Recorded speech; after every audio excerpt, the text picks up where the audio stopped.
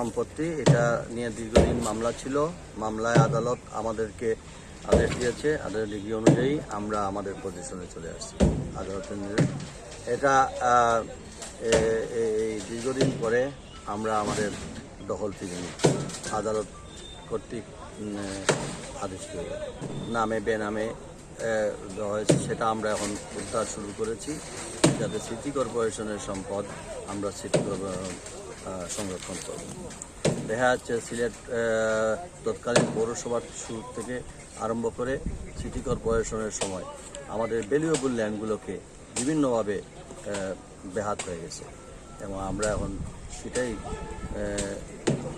আমাদের আইনানুগভাবে আমাদের পরীক্ষা নিরীক্ষা করে আমরা যেটুকু আমাদের জায়গা, এটা আমাদের কমপ্লিটলি আমাদের সঙ্গে মামলা হয়েছিল, মামলায় আমরা ডিগ্রিপ্রাপ্ত হই। সেইভাবে আমরা সব ক্ষেত্রেই আমাদেরকে বেশ কিছু খালি জায়গা আমাদেরকে রেডি করে রাখতে হবে। সেই কারণেই সিটি কর্পোরেশনের সম্পদ যেখানে আছে আমরা আইনের প্রক্রিয়াগুলো শেষ করেই আমরা আমাদের পজিশন নিয়ে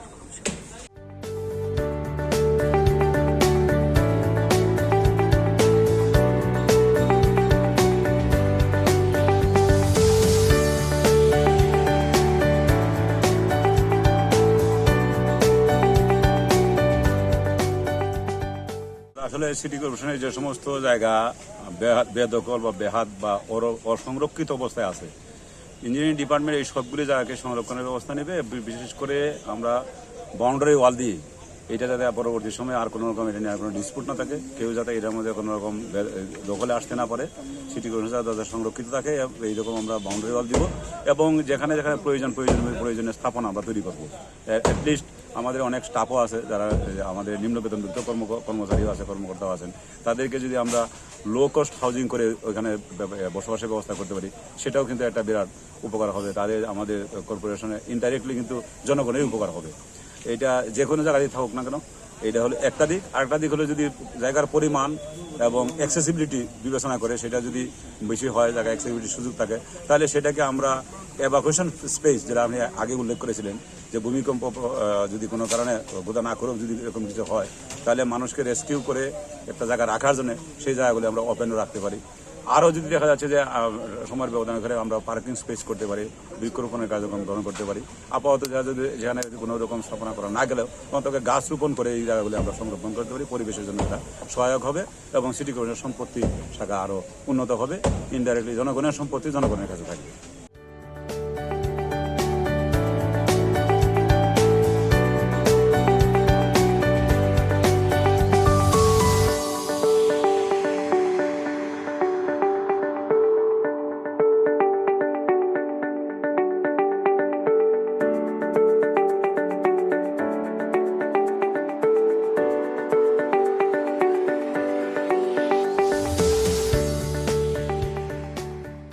এস এ রেকর্ডের মালিক সিলেট মিউনিসিপ্যালিটি, পরবর্তীতে যে বিএস রেকর্ড হয়েছে ডিপি, সেটাও মাঠ পর্যায়ে আমাদের নামে চলে দিয়ে দিছে ওরা। ওটা 10 ডিসিমেল 94 পয়েন্ট জায়গা।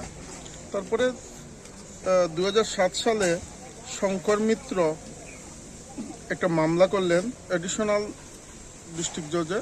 ওটা আদেশ 13 সেপ্টেম্বর 2020 সালে হয় এবং আদেশের কপি আমরা পাই 3/6/2021 সালে। এরপর পরে আমরা এই জায়গার দখলে চলে আসি। আজকে আদালত তো বলেছেন এই জায়গায় যিনি সংক্রমিত দাবি করছিলেন, ওটা ওনার যে দাবি করছিলেন উনি 7,560 দাগ নিয়ে যেটা দাবি করছিলেন, সেই দাগের তো এই জায়গাটা না, এটা হচ্ছে 7,559। সেই হিসাবে এটা যেহেতু পূর্ব থেকে এসে রেকর্ড অনুযায়ী সিলেট সিটি কর্পোরেশন মালিক, সেই হিসাবে এই জায়গা সিলেট সিটি কর্পোরেশনের আদালত মালিকানা